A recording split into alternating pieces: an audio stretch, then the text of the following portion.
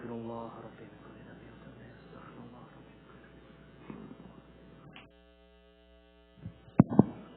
alaikum. Quick announcement and reminder. This is about the construction project. So, I'm sure you all are aware of the construction going on, and the part that it includes in the expansion is the sisters area, and we are going to have classrooms. So it's going to be used for multi-purpose area, and also the old AC system is being changed, which is really 17 years old, and also we're going to have a new elevator. So all the construction is going on. So when we started the project, we raised about 800,000, and we started paying for the architects, and also the construction project, as the bills started coming, we started paying. So we have some funds, but we have the main reason for this announcement is to request the brothers and sisters who have pledged to fulfill the pledges. There are about 200,000 outstanding pledges that remains to be fulfilled, and also a request for the brothers and sisters that continue to donate. They're in the kiosk, and some brothers will be outside. So continue to donate, and inshallah we'll have a small drive starting tomorrow on our construction project to raise a little more funds. Assalamu alaikum, jazakallah khair. Assalamu alaikum. A couple of dua requests. First of all, Brother Kayhan's uncle, Brother Shaukat Raja, passed away in Pakistan. Please make dua for him and his family. Also, dua requests, Brother Jamal Kashar passed away in Jordan. He's the father of Brother Umar, ICC member.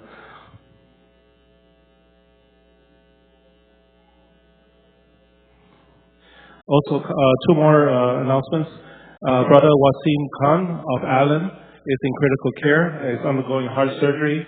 And lastly, our community member, Brother Shams Islam, his father, Brother Noran Shah, is in ICU with complications in Pakistan. Please make dua for them. Also, one last announcement is that polling stations for ICC sure candidates will be open until 9 p.m. inshallah. Jazakallah khair.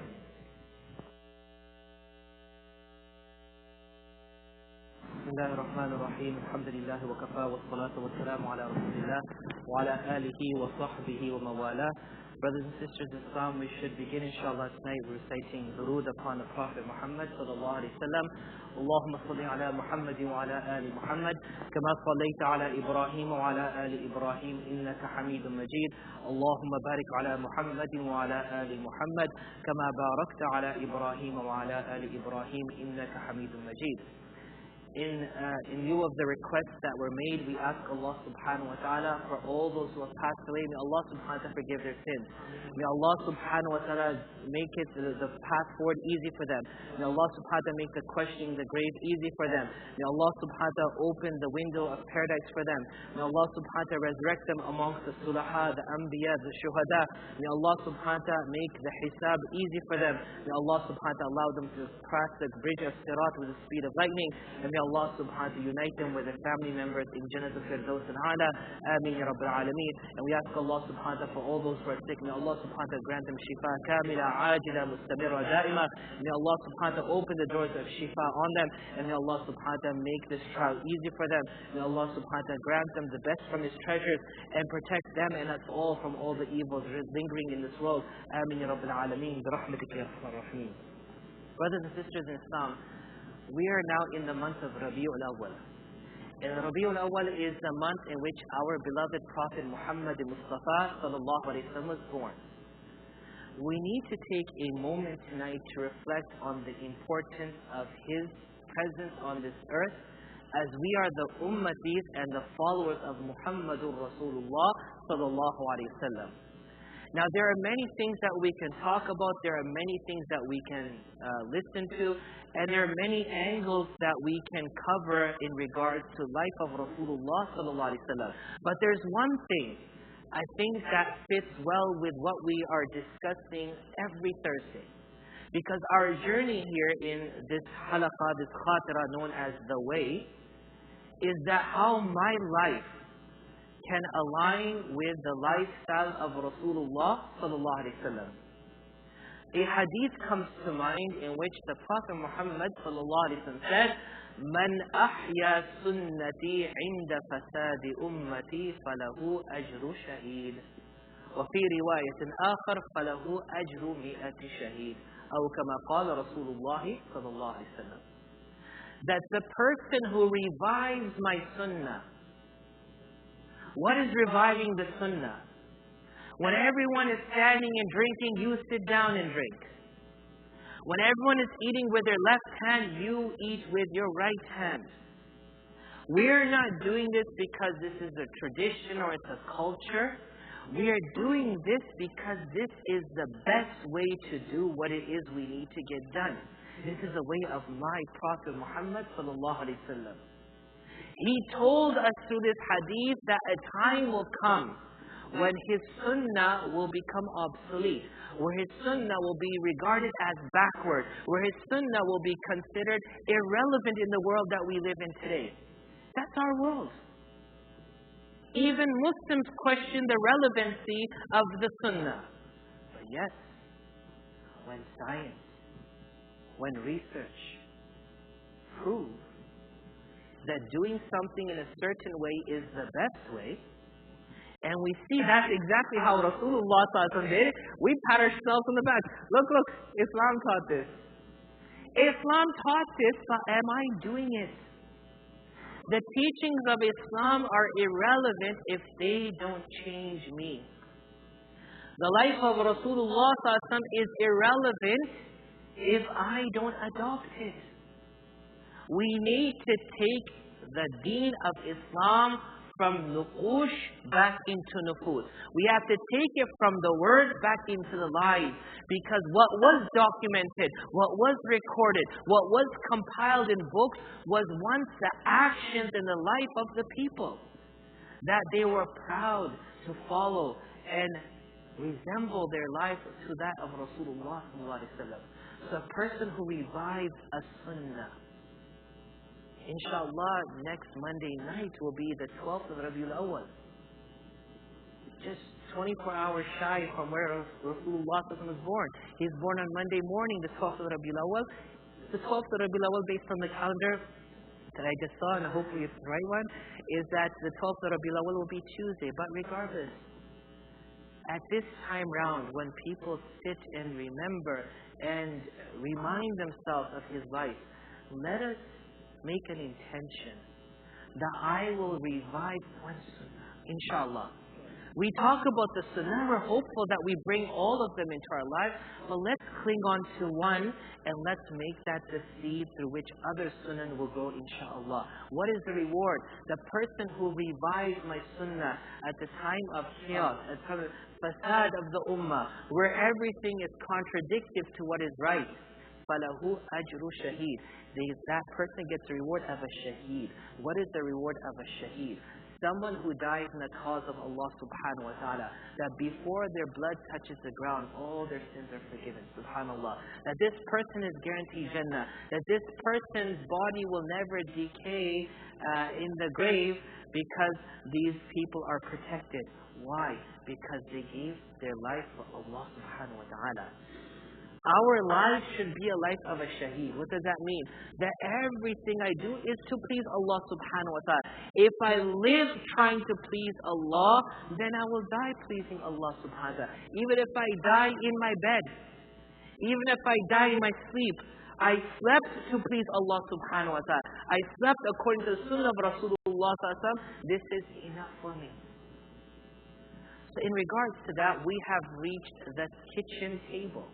And that's where our discussion paused 2 weeks ago. Last week we kind of had a discussion, but moving forward, if you recall, we found out that there's something known as barakah. What is it? Barakah. Barakah is blessing. Something that the new generation cannot relate to. Because when we talk about blessing in time, blessing in money, blessing in food, these are only stories now. When you could say a whole family used to sit and eat from one plate, And nowadays we go to the Golden Corral and you eat as much as you want. You take 5 plates. Or you go to Ramadan iftar and mashallah, the samosa, the dates, the faluda, the water, the plates, the dessert. Mashallah, both hands filled and we're walking with it, huh? Because we need more than a plate. But there was something known as barakah. That where Allah's blessing made little into more than enough. So we learned that washing our hands is a sunnah and it is a means and a source of barakah. We learned that we should sit together and eat together. This is something that even agencies, government agencies, the Florida Department of Education actually ran an advertisement on. They spend thousands of dollars that eat as a family. And it wasn't a Muslim campaign. It wasn't a Sharia campaign. It wasn't a Sunnah campaign. It's just the right thing to do. Eat together on one table. The point we want to continue from, inshallah, is when we eat, we were told that the sunnah of the Prophet ﷺ was to sit on the floor and eat. Why? Because when you're sitting on the floor and eating, it compels you to move to the food. You have to move towards the food. And by doing it, you are showing your gratitude to the food itself. As we spoke about this, and if you recall, food is what from Allah subhanahu wa ta'ala? A blessing from Allah subhanahu wa ta'ala. It's the one thing that today in our world we're wasting so much of. Allahumma inna na'udhu bika min as-salbi ba'da al-ata. Qulu ameen. May Allah protect us from Him snatching those blessings from us after giving it to us. If we don't appreciate the blessing of food, Allah will take it from us. Remember my words. Because there's more people in the world who are worthy of what we have. But there's 2 ways. Either we do shukr and we benefit from it and we allow others to benefit from it. Allah will continue giving us. If not, then Allah can take from me and us and give it to someone else. That's not hard on Allah subhanahu wa ta'ala. The second sunnah is avoid reclining on something. According to the hadith of Abu Juhayfa radiallahu ta'ala, he reports that Rasulullah sallallahu alaihi wasallam said, "Indeed, I do not eat while reclining." To eat while reclining is a state of pride. Sitting back and eating food. No, it's a blessing. You could sit back and relax after, but during food, you sit and you take the food. You don't recline. And this is a sign of pride. When we begin the food, we begin with what word, inshallah? Bismillah. If we know the dua, Bismillahi wa ala barakatillah. We're seeking Allah's blessings also. And if while we're eating, we remember that we forgot to say Bismillah, we recite Bismillahi awwalahu wa akhirahu. The name of Allah in the beginning and in the end. When we eat, we try to eat with our hands and we try to use these 3. The middle finger, the index finger, and the thumb. It serves as the best utensil. If need be, we could add this finger, and if need be, we could add this finger. But the sunnah of the Prophet ﷺ was to use the index finger, the middle finger, and the thumb. And this is how we ate. Even in this demonstration of the sunnah, there was discipline, there was professionalism. Just because eating with the hand in sunnah doesn't mean we use our whole hand. It doesn't mean we use both hands. It looks disgusting. We use the one hand and we use these 3 fingers. If it's something that we cannot eat with our hands, then of course use an utensil. No one is saying eat ice cream or Fruit Loops with your fingers, because it's going to be a big problem. Use a spoon, use a bowl, inshallah. Now once we use our fingers, upon finishing, we should lick our fingers. Because barakah could be a drop, it could be a grain, it could be a morsel. We don't know what it is. But that barakah, which will give strength, which will give energy, which will give us the ability to do good things, which will give us health and not sickness, is found in that plate somewhere. So upon completing the plate, we lick the plate and then we lick the fingers. How do we lick the plate, everyone? Anyone know? Yeah, pick up the plate and start licking it, right? No. You use your fingers, use your thumb, use your finger, wipe it clean and lick it. It doesn't care what people think. Sometimes we're in the presence of others and we're like, man, they might think I'm a scavenger if I'm eating like this. You paid for the food, or you took out the food. Even if you're in someone's house, you took the food. You want to show your appreciation to Allah first. Lick the bones, lick the food, lick the plate. Why? Because it's the blessing from Allah subhanahu wa ta'ala. Never waste anything. 3 more things, brothers and sisters. Number 1 of the last 3, never criticize the food. If you like it, you have some. If you don't, then leave it. No one's asking for our opinion or our review on Yelp. It's not mandatory to give your Google reviews. If you don't like it, just leave it. Does that make sense? We should not criticize the blessings of Allah subhanahu wa ta'ala. There's some things I don't like eating, but it's wrong for me to go around criticizing it. If I don't like it, I just don't touch it. We learned from the hadith of Abu Hurairah radiallahu ta'ala. He reports that the Prophet Muhammad sallallahu alaihi wasallam never criticized any meal. If he desired it, he would partake of it. If he disliked it, he would leave it. Number 2 of 3, do not eat any food that is spoiled or rotten. If only a portion of it is bad, then remove it and eat the rest. If a portion of the fruit is bad, cut it out, eat the rest. We should not become accustomed to throwing things away with a feeble excuse. Oh, there was a black dot on the apple, so I threw the whole thing away. No. Take out what's best. It's a blessing from Allah subhanahu wa ta'ala. And also, if food was to drop on the floor, pick it up, clean it, because that's still a blessing from Allah subhanahu wa ta'ala. We used to hear from our teachers that if we pick up the food, we drop it and we eat it, Allah subhanahu wa ta'ala will give us noble and pious children. They used to say this to us. But they encouraged us to take that blessing and not discard it only because the chip fell on the floor. Take it up, dust it off and eat it. If it's wet, wash it off, eat it. But yes, if it's really filthy, then leave it.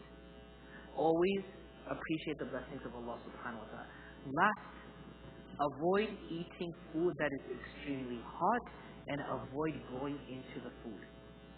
Abu Hurairah radiallahu anhu reports that once a plate of food that was steaming hot was brought to the Prophet Muhammad sallallahu alaihi wasallam, and the hand of Rasulullah sallallahu alaihi wasallam hastened to it. Then he raised his hand and said, Allah has not fed us fire. We will not eat hot food. It should not be steaming hot. If it's hot, let it cool down, but you do not blow into the food, because according to hadith recorded by Ibn Majah, related to us by Ibn Abbas radiallahu ta'ala, the Prophet sallallahu alaihi wasallam would not blow into any food item or drink, and he would not breathe over a utensil. And that is why when we drink water, we take a sip, and then what do? We disconnect. Take a sip and then disconnect. Why? So when you're breathing, you're not breathing into the utensil. You're not breathing into the food. So by breathing into hot tea or coffee or to cool down food, this is contrary to the sunnah of Rasulullah sallallahu alaihi wasallam. So as we conclude today, and we will continue our journey inshallah on food and eating next week inshallah, in this blessed month in which our Prophet Muhammad sallallahu alaihi wasallam was born, tell yourself, what do I want to take from his life? His life can no longer just be words or writing. His lives have to be practices in my life. Huwa sammakumul muslimin. Allah named you Muslim. Allah gave you the title and honor of a Muslim. Why? Because you are followers of Muhammad Mustafa sallallahu alaihi wasallam. You are not following him by name, you're following him by action. Let us start practicing these sunnahs. They're very simple. They don't cost money. They don't require a degree. But I promise you that when you start practicing it, you will see the benefit of it, and you will continue to do it. No one needs to remind us about it. So may Allah subhanahu wa ta'ala allow us to revise the sunnah of Rasulullah sallallahu alaihi wasallam and gain the rewards of it in this world and in the akhirah. Ameen ya Rabbil Alameen. Jazakumullah khairan. And inshallah we'll see you all soon. Assalamu alaikum wa rahmatullahi wa barakatuh. Subhanallahi wa bihamdihi, subhanakallahumma wa bihamdik, nashhadu an la ilaha illa ant, nastaghfiruka wa natubu ilayk. Allahumma rabbana taqabbal minna innaka antas samiul alim, wa tub alayna ya maulana innaka antat tawwabur rahim. Subhana rabbika rabbil izzati amma yasifun, wa salamun alal mursalin, walhamdulillahi rabbil alamin.